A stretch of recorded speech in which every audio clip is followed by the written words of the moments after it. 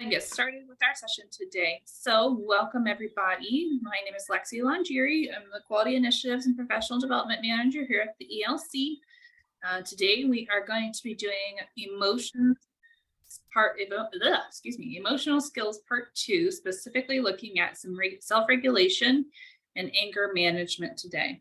If you haven't done so already, please go ahead and put in the chat box why self-regulation is important to you in your classroom and how you're feeling today. If you are not named correctly in your Zoom, please make sure you put your name in the chat box so we can make sure we grab attendance for today, and that way we make sure we include you in the follow-up emails for today's session. And thank you, Ms. Jennifer, for your response about self-regulations, managing emotions, and how we engage with others intentionally. Teach this. Yes, absolutely. We do need to teach it, and we will definitely go through some skills and strategies on how to make that happen today. Last session, we were talking about emotions. We talked about emotional literacy. This week, we're looking at self-regulation and anger management. So let's just take a second and reflect on how we're personally feeling today. So you can put it in the chat box, or you can unmute yourself and share it verbally, but how are you feeling? We've got tired, happy, excited, hungry, curious, calm, frustrated, sad, silly. We've got one tired, one happy, two happies. Deborah's feeling great, fabulous. I think I've got a little mixture of 1 and 2 myself. A little tired, but mostly happy. We are on Tuesday. Keep sending those in. I would love to hear how everybody is feeling today. And take a moment to self-reflect on those personal feelings.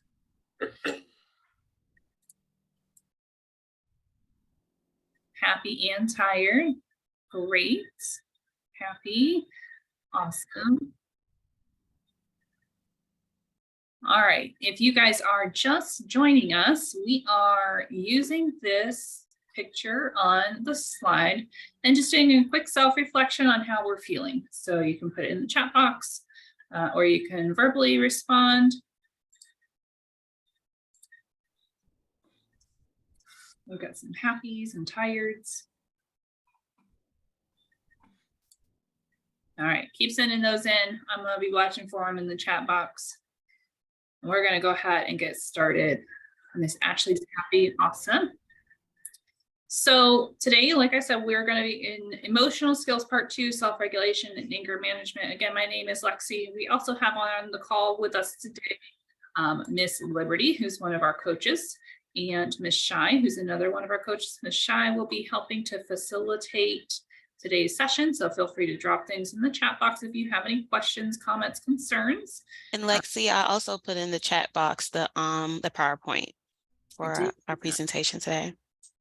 Yeah, we have had requests in the past for those PowerPoints ahead of time, so we are sharing those with you guys right now. It is in the chat box. And no problem, Ms. King. Thank you for letting me know. Just a couple of housekeeping tips real quick. We are all familiar with Zoom by now, but just as a quick reminder, if you have a red line through your microphone, that means you are muted and we cannot hear you. Without the red line, that means you are unmuted and we can hear you. And so if you're having a hard time hearing us, or if we're having a hard time seeing you, you might have to choose a different microphone or a different speaker, and that's where you click that little caret button next to your microphone button. This also applies to your videos. Hello, Moon. I'm Miss Khan and Miss Lisa. Happy to have you guys on with us today. So red line through your video button means that your screen is off and we cannot see you. Without the red line means your video is on and we can see you. If you're able to, please go ahead and turn your cameras on. We love to see all your beautiful faces. We love to hear from you. Hi, guys. If you're not, we totally understand. Sometimes we're in the middle of a classroom, sometimes we've got kids around us or other things going on around behind us. And so that's okay too. If you're unable to share your face with us, not a problem. But if so, it just creates that little bit more human connection in these trainings. All right, no worries, Ms. Kendra, we are just getting started. Last housekeeping item, that little bubble at the bottom of your chat, at the bottom of your Zoom functions is going to be your chat function. And so if you cannot respond with us verbally today, make sure you are responding with us in the group chat. That way we can have group discussions and hear from one another. All right, we're going to go ahead and this is going to be our agenda and our objectives for today. Today, we are going to define what self-regulation and anger management is. Anger management is going to be a part of self-regulation. We are also going to discuss and understand how to teach self-regulation and anger management, and then create some next steps for ourselves to use strategies to teach those self-regulation and anger management skills. So well, as we go ahead and get started, type in the chat box 2 to 3 words about what self-regulation looks like to you. And go ahead and give us just a second to think that through. Type that in the chat box. 2 or 3 words of what self-regulation looks like to you. Deep breaths, listening ears, fabulous.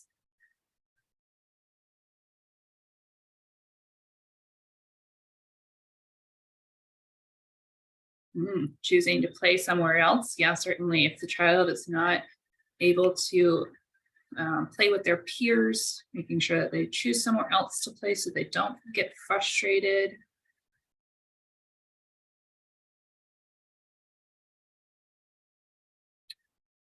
All right, keep dropping those in, keep thinking on them. I'm going to be watching the chat. Gentle touches, eye contact, self-soothing, analyzing before acting, self-control, listening, slow to speak. Great examples, guys. All right. Taking a deep breath. Yeah. Making smart decisions, safe decisions. Okay, so we're going to tie all this in first with our early learning teaching practices. These are practices that we use here at the Early Learning Coalition around coaching programs, as well as what we see when we think of high quality interactions with teachers and children. So the first section we're going to look at is the infant toddler sections. And for infants and toddlers, we're looking for self-regulation skills, including teachers labeling their own emotions and modeling appropriate ways to express that range of both positive and negative emotions. We did talk about that a little bit last session when we were going through emotional literacy, but we're going to revisit that again today. We also want to make sure we are individualizing instruction based on the children's emotional needs. And then for preschool, it's going to look very similar. We're going to use more of those naturally occurring opportunities to teach children to recognize emotions in themselves and others. Children need to understand what emotion that they're feeling before they can really address it. So, that's what we talked about last session, identifying those emotions. Today, we're going to talk about strategies to regulate those emotions. And then once again, individualizing that instruction based on the children's developmental needs. This is going to align with class. So class is an observation tool. Many of you are familiar with it at this time, but it looks at high quality teacher-child interactions and child-to-child interactions. And so emotional skills like self-regulation are going to help with behavior support and responsive caregiving. It's going to help decrease that negative climate, create that positive relationship, allow for appropriate emotional expression, and help increase that responsive caregiving. So this is going to be very important and helpful for our young students. All right, I'm going to show you guys just a brief video clip. It's just about 1 minute and 15 seconds. And I want you to think if you've seen something similar like this in your classrooms, whether it's been recently or if it's been today. Let me make sure I'm sharing my sound real quick. Yes. Okay. This is really good. It's good. You like it? Yeah, wait, do you want to taste it? Oh! Wait, Xavier, you are using the phone right now. Xavier, you are using the phone. Julia wants to play with the dishes. You know what? They don't belong to Xavier. It does not belong to Xavier. Julia has to play with them. You know what? Let's calm ourselves down. We do what we can. I know you're upset right now. Xavier, I know you're angry. But we need to calm down.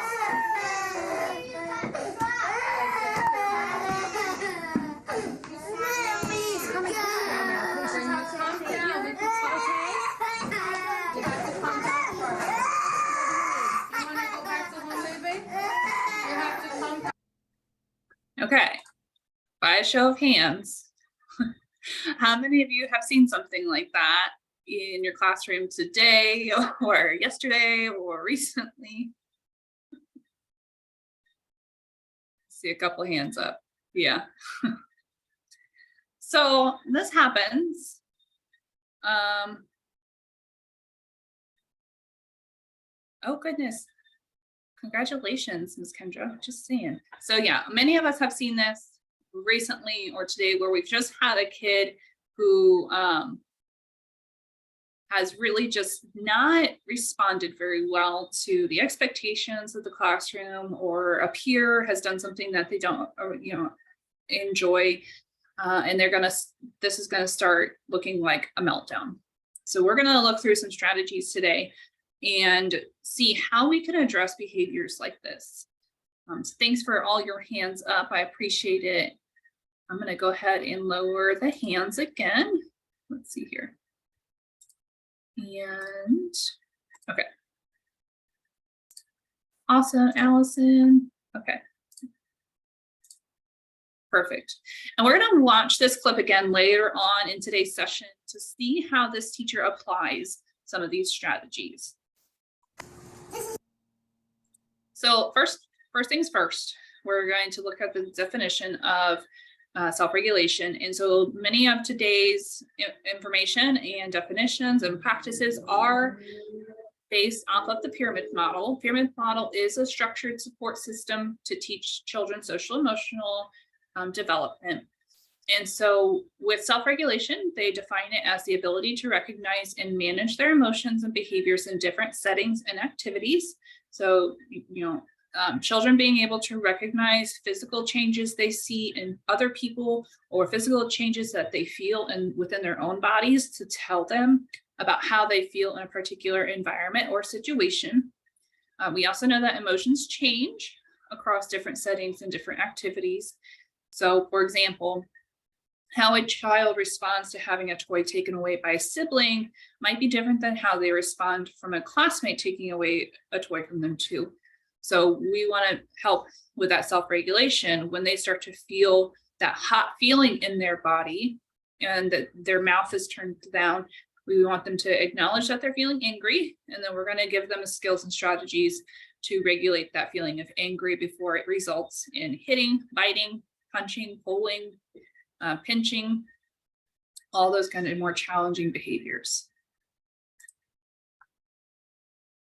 We know that when children have the tools that they need to self-regulate and to manage their anger, they're going to be able to handle disappointment better, relate more successfully with their peers and adults, and have an easier time making friends. So just real quick, we are going to do a quick breakout room for about 5 minutes. And we're going to have a short discussion of what are some current successes and challenges that you currently have to support regulation in your classroom or deal with anger management. What are some behaviors that are maybe more challenging for you to regulate? What are some behaviors you've seen when a child was unable to regulate themselves, and what are some strategies that you currently use to be successful in teaching self-regulation. So I'm gonna stop sharing real quick. I'm gonna go ahead and get us into our breakout rooms. And while I'm doing that, does anybody have any questions or concerns?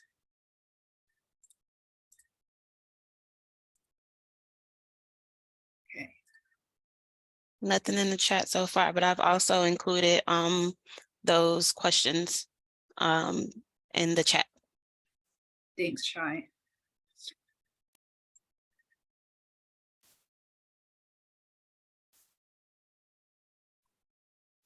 Okay. We're going to go into these breakout rooms for about 5 minutes. Give me a second. And we're just going to have a brief discussion about our current successes and challenges with, oh, there she is. Hang on. I'll put you back in your room. With self-regulation and anger management. All right, I'll see you guys back in about 5 minutes.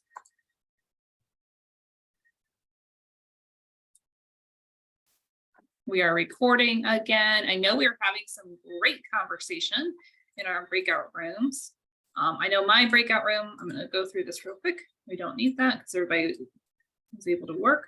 I know my breakout room, we were talking about how to deal with big emotions like fear.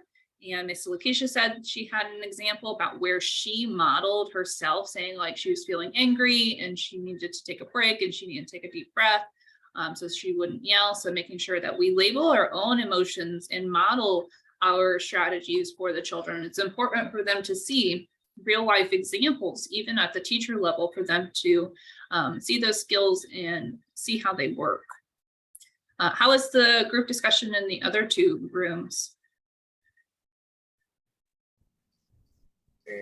Our discussions were pretty good. We talked about some things that were successful with trying to help children regulate their emotions. So we talked about empathizing with them, kind of giving them the words, so verbalizing their emotions, and then also using like a peace chair. So that's something that they can kind of use on their own to help regulate their own emotions. Nice. Thanks, Shay. Yep, and we talked about how being communicative with the children, you know, asking them why they feel this way, what made them feel this way on a one-on-one level, as well as sometimes just giving the child the time to handle their emotions before helping them cope. Yeah, I know as teachers, we have a lot going on. We have many children to support in our classrooms. And so sometimes we might try and hurry up that process a little bit to make sure we finish an activity or to make sure we transition in time. But, you know, making sure they have that time in that space to practice those self-regulation skills really is important, and so that they don't feel rushed. And having that safe place to do it as well. Yeah. Yeah, and we'll look at some examples of a safe place or a peace chair. We've got a cozy corner example we'll look at here in a couple slides. Thanks, Ms. Liberty. Okay, we're going to go ahead and go into our explore section where we're going to think through some strategies for self-regulation and anger management. Before we actually dive into the strategies themselves, it's important for us to remember when we need to teach these skills. So this slide is going to highlight the times that we can practice and promote that skill instruction. So let's say, for example, we have a classroom and we have a student, Jacob, who might be drawing with some pictures, with some markers, and his friend Zion comes to Jacob's desk and decides that he needs a marker that Jacob has. He grounds the marker from Jacob's hand, and there's a huge marker line now across his beautiful picture. Jacob hits Zion, and then Zion's going to start screaming and yelling to get the teacher's attention. So in the chat box, or you can unmute yourself and say verbally, what might you, oops, go back, sorry. What might you say to the children at this point in this scenario? What might we say to them?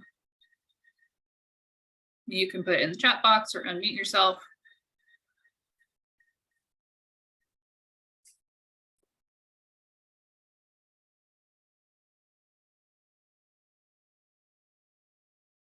So we've got a situation where one boy is drawing with markers. Another boy grabs a marker out of his hand. Jacob hits Zion, and Zion starts to yell. What might we say to them?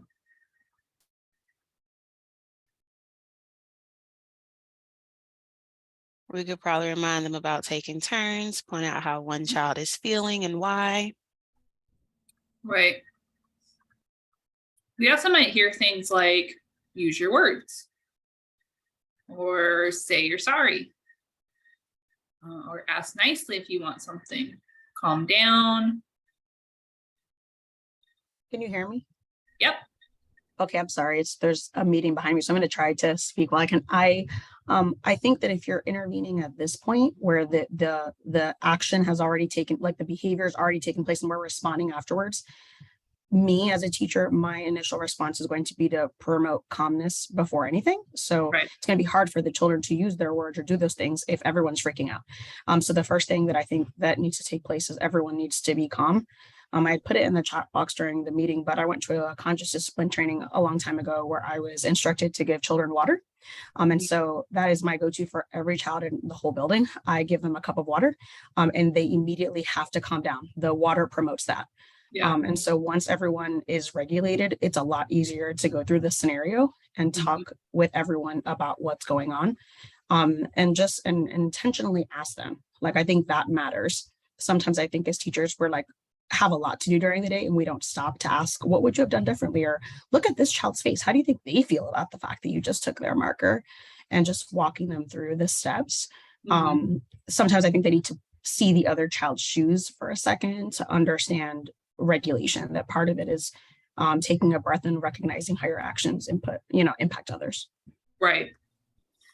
Yeah, we're going to go through a couple things that you just said, Jennifer, but you've got some great points about not being able to address the children and say, like, use your words if they are already escalated. And we're going to go through that in this slide here.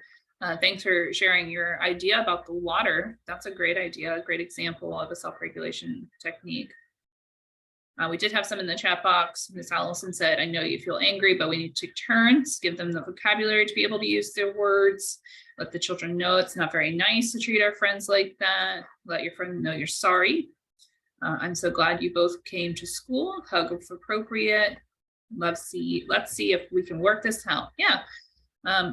Building those relationships with our children too will really help. Okay, so at this point, this is a good example of when we might teach a social skill with Jacob and Zion. However, we want to keep a few things in mind. The incident has already happened. Both children are already upset, and Zion might feel that the teacher is reinforcing the behavior. She might say something like, wow, I might do this again so I can get the teacher's attention.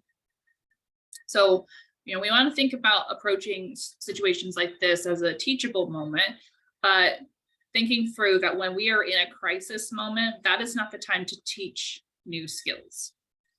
We can embed new skills into almost any part of our day with intentional planned times, as well as taking advantage of naturally occurring opportunities and moments. However, when we are learning new skills or when we're practicing new skills, we want to do it at a time where the child is calm. So for these strategies that we're going to look through today, we do not want to try and teach them while a crisis moment is happening. When we have taught them, this model here is a great reminder of how to use them. So the green arrow is going to be, we're calm, we are in the classroom, we are learning new things, and we are going to practice those new emotional or social skills when we're down at the bottom. When we are taught a new skill and we see a behavior start to happen, then we might prompt the child to use a new skill that they've been taught previously before. So for example, if we're learning a new breathing technique, The green arrow was we are sitting calmly at snack time and we're practicing that breathing technique.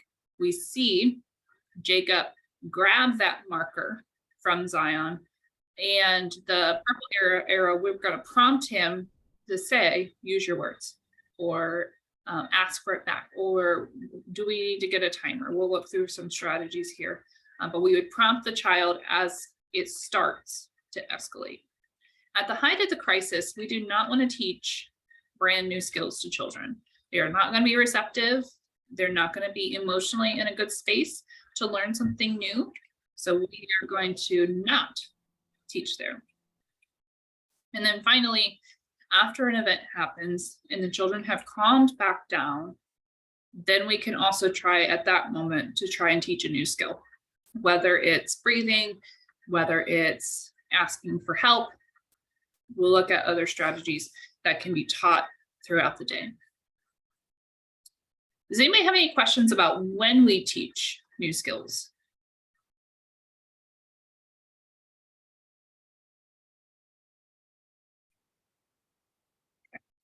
If you have any questions, make sure you put them in the chat box for us, and so we can respond to them and address your needs.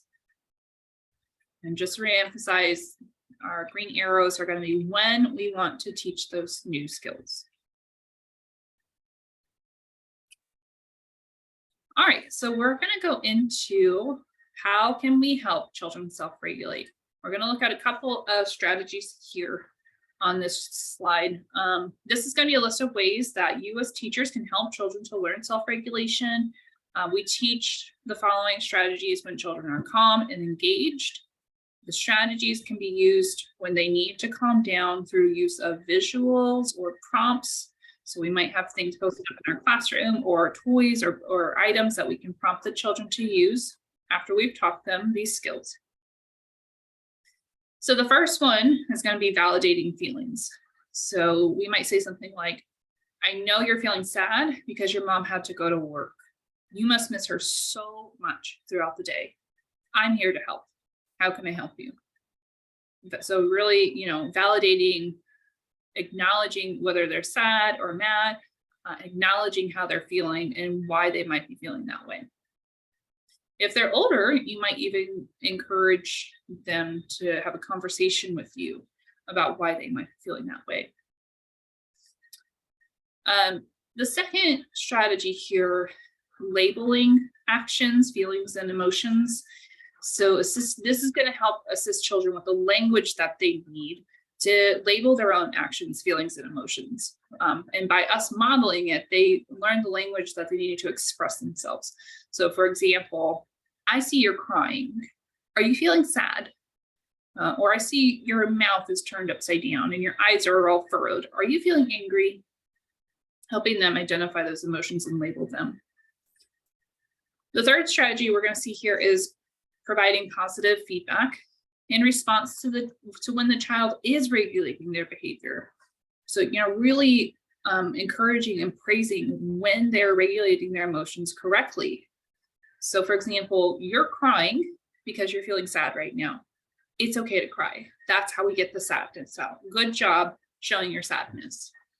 Because they could be demonstrating that sadness by throwing a chair or by throwing a toy or scratching or biting. So when they are demonstrating whether it's happy feelings, mad feelings, sad feelings, and they're using those emotions in a proper way, use that positive feedback to encourage them to continue to do that in the future. The next one is going to be play. So provide opportunities for developmentally appropriate play. Sometimes a redirection into a play activity with a favorite friend or a favorite toy or a favorite area can help the child regulate big emotions a little bit easier. The fifth one, we're going to promote independence in children's self-regulation skills by offering choices. So we might offer choices for how they might want to regulate their happiness or anger or sadness. So do you want to scream into this pillow, or do you want to come color over in the art section to calm down for a minute? Do you want to go sit over in the cozy corner, or do you want to hug? Providing them choices on how they want support and how they personally want to regulate those skills. And then the last one, providing a place where the children can go to take a break and calm down. This might be a cozy corner, a peace chair, however you want to call it. This is a designated space in your classroom where the children can go at any time and take a break and calm down. This is not a timeout space. We do not put children there to as a consequence. We want to use this space for children to regulate themselves and calm themselves down. But it shouldn't be a punishment, because then they're not going to use it on their own terms, and they may not feel comfortable and safe enough to use it. So a simple designated area in your classroom that's going to be structured enough to support the child in calming down and giving them the time, space, and materials to calm down to a space of reasoning.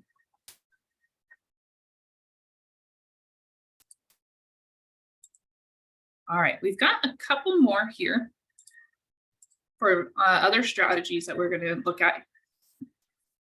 Excuse me.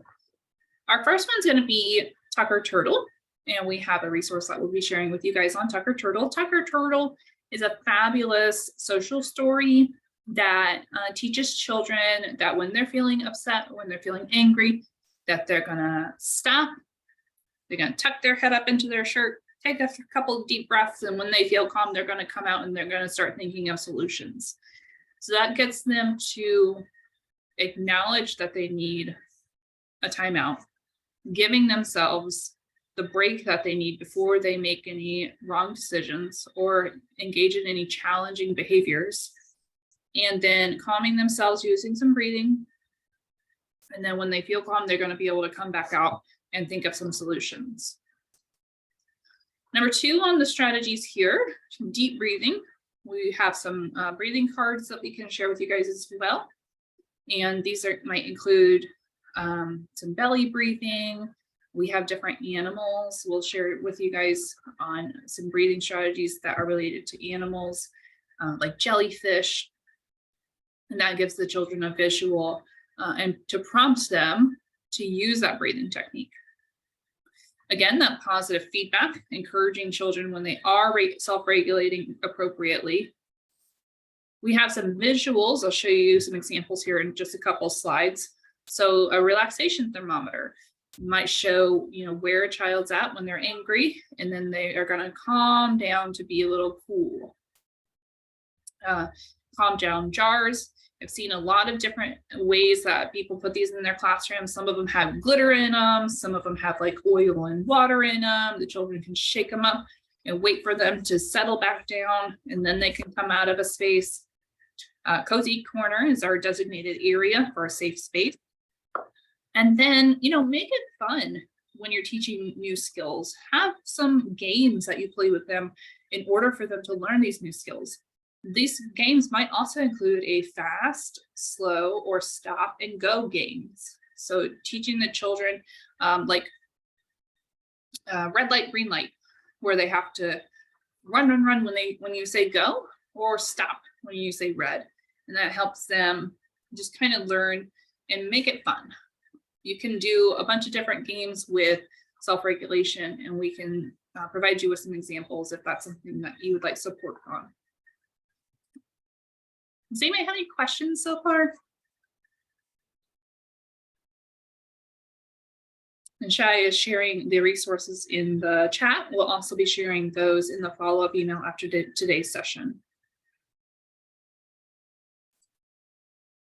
All right, so this is what Tucker Turtle looks like. It is a social story, and we use a social story to teach the turtle technique to children, and we can do it in small or large groups. The teacher would begin by introducing the turtle to the class. The children can say hello.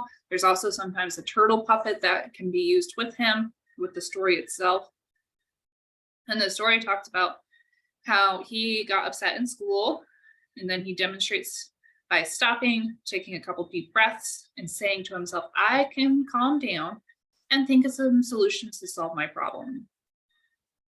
With this practice, children can prompt the children, think like Tucker Turtle, or ooh, maybe you need to think like Tucker and tuck yourself into your shirt. And that's their going into their shells, their turtle shells. So we did share that in the chat box. And again, we'll be sharing that in the resources from today. All right. We also have some breathing strategies, and I want to go ahead and do one with you real quick. So wherever you're at, go ahead and just, if you're sitting, take a seat, put both feet on the floor, put one hand on your belly. You can do this with your children either sitting up or standing up or laying down. But everybody here, go ahead and put your hand on your belly. You can close your eyes if you want to, or keep them open. And just take a couple big deep breaths and feel your tummy come out with your stomach, and then push in when you exhale. So nice big breath in and nice big breath out. And we can work on that with our children too. We can think of in through the nose, out through the mouth, or smell the flower and blow out the pinwheel.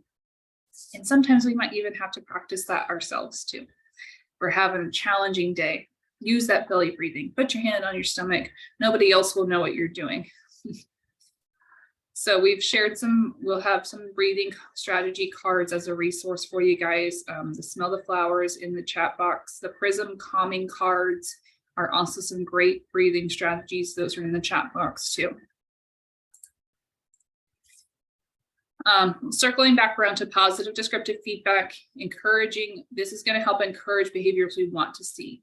So this is going to follow when we see inappropriate behavior happening. We want to be really detailed and descriptive in how we send it off and convey it with enthusiasm. Even if the child is not quite reacting the way we want them to, if we see them even remotely close and they're putting forth that effort, use the positive descriptive feedback to encourage them to keep going, keep using that behavior and keep trying. So that might say something like, Zion, you went to the safe place to calm down, right? That's something that we want to see. Or Jennifer, you're being like Tucker, you took your 3 big deep breaths and now we can think of some solutions. So really captivating what they're doing well. These are some of the ideas we talked about for some self-regulation. So counting to 10, having children go do a drawing or write their feelings out. The relaxation thermometers here. This little box is a quiet corner. It's got, nice rug in it. You can put some pillows, however you want to structure it. Do those stop and go games, and then those sensory bottles with the glitter. These strategies are going to help children recognize how they're feeling within their bodies and provide a visual representation of how they can regulate their own emotions. Oh no, sorry. My slides went way faster than I was expecting. Okay, we have the other part of this video to watch. And we're going to be looking for what strategies this teacher uses for this child in distress. So I'm going to get us back to where we were at. And it's about another 2 minutes of video that we're going to watch. And as you're watching this video, put in the chat box what strategies you see her doing. What strategies are she using in order to help this child? So I'll be watching the chat box for those. Let me make sure I'm sharing my sound still. I am. Okay. This is really good. It's good. You have to calm down. What side are you supposed to be What are we supposed to do when we're mad? What are we supposed to do when we're upset? Huh? You want to do it together? What does it say? Take 3 big breaths. Let's take 3 big breaths. Messing up my dishes. We need to calm down. I want you to relax, just like that. When you relax, then we will go back to home living.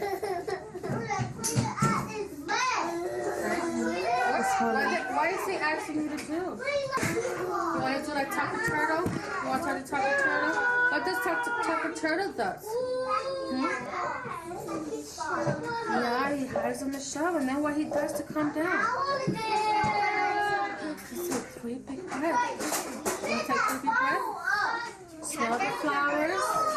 Blow the candles. Practice. Let's practice together. Look. Good. Xavier. Smell flowers. Smell the flowers. Blow the candles. Blow the candles. You're not doing like Taco Turtle does. Yeah, good job. Oh, smell the flowers. Let's smell the flowers. Blow the candles.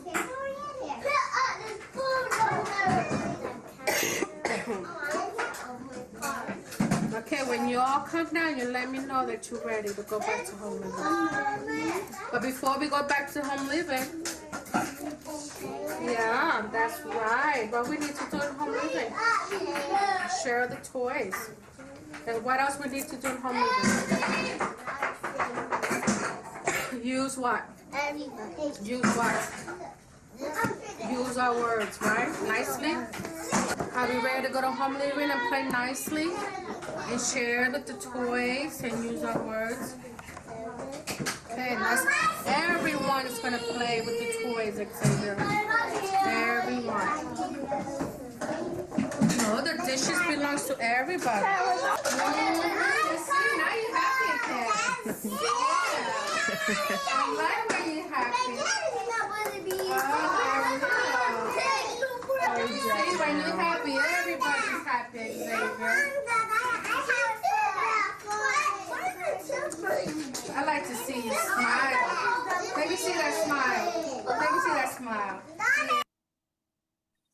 All right, so we did have some people put some stuff in the chat box, directing him to self-regulate with his calm voice, using the visuals in the classroom, telling him to use his words, reinforcing previously taught self-regulation strategies. Yeah, absolutely. We see a lot of stuff happening here. So she uses the relaxation thermometer to show him where he's at and remind him what to do when he feels angry. They use the Tucker Turtle puppet to redirect his attention. He was able to, take some big deep breaths and calm down.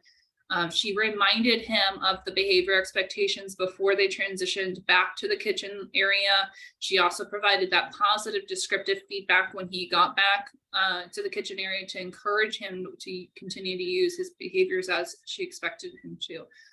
So we've got lots of different strategies that were used with this one child. This video can sometimes be a little concerning for some teachers because she takes him over into an area and then has her back turned to the rest of the class. However, in this situation, in this particular video, we are assuming that the rest of the class is being watched. We don't know. This is a video that we personally didn't record. So keep in mind that if you are the only teacher in the classroom, you do have to obviously keep an eye on the rest of your students and do your best with the visuals and the prompting as you can. Does anybody else have any questions, thoughts, concerns on this video?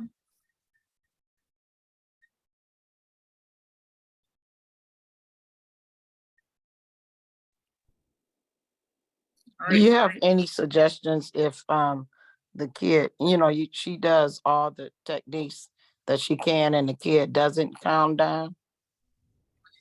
Depend on, if you have another teacher in the classroom, maybe the second teacher can attempt it, or if you have a director at your center that can come help, just having a second person can sometimes really make a big difference in calming the child down. Maybe they need to take him to another part of the classroom so it's not as overstimulating, or they might need to take a walk with the director. There's a couple of different scenarios we could think through on that. Okay. Good question though, Ms. Deborah. I had an inspection one time and I had a brand new kid and, it was her first time away from her mom and I couldn't calm her down in the middle of the inspection. And it was a crazy day. It was a crazy day. But since then, she's used to me and the other children and, things going well. But that particular day, I just couldn't believe it. I believe it. I really do. Yeah. We have those kiddos. All right, I'm going to put us back into breakout rooms for about 3 minutes. Sorry. And we're just going to share with our groups one strategy that we learned today that we would like to try out over this next week. Once we come back from our breakout rooms, we'll share some resources and wrap up. If anybody has any questions, make sure we ask them. But we'll go ahead and do 3 minutes in our breakout rooms. And I'll see you guys back in 3 minutes.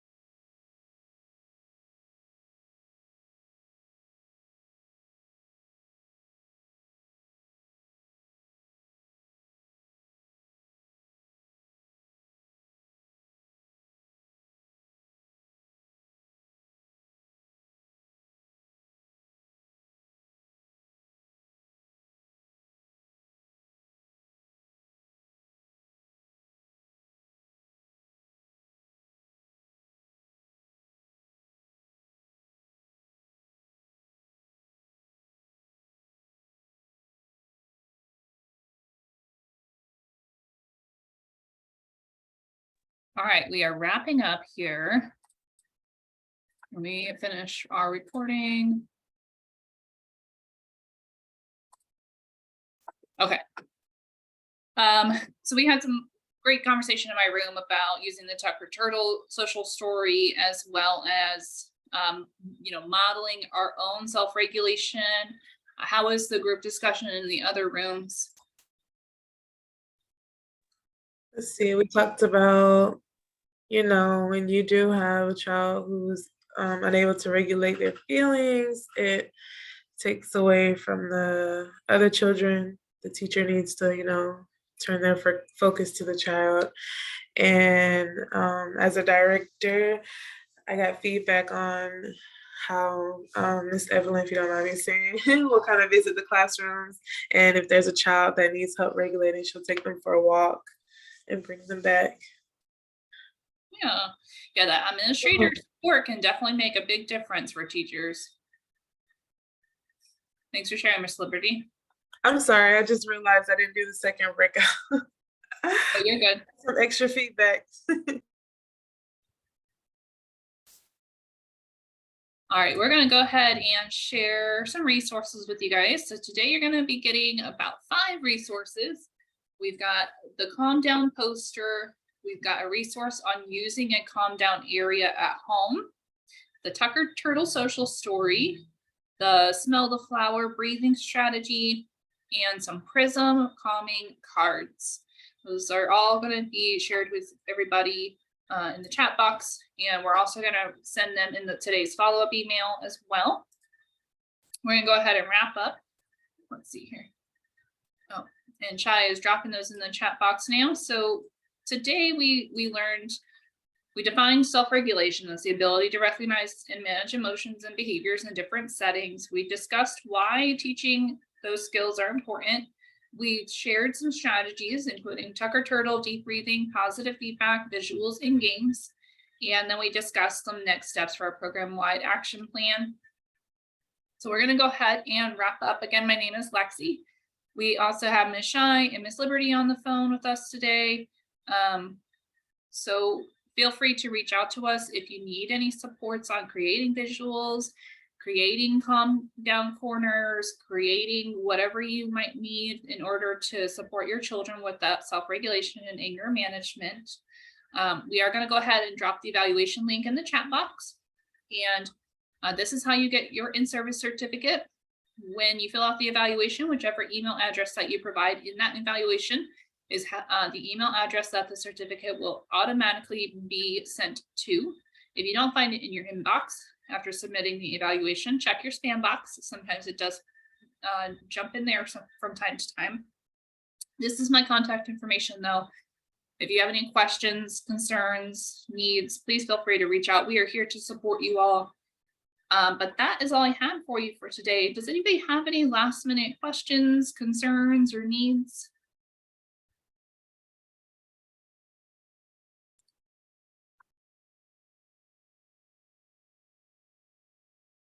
All right, ladies.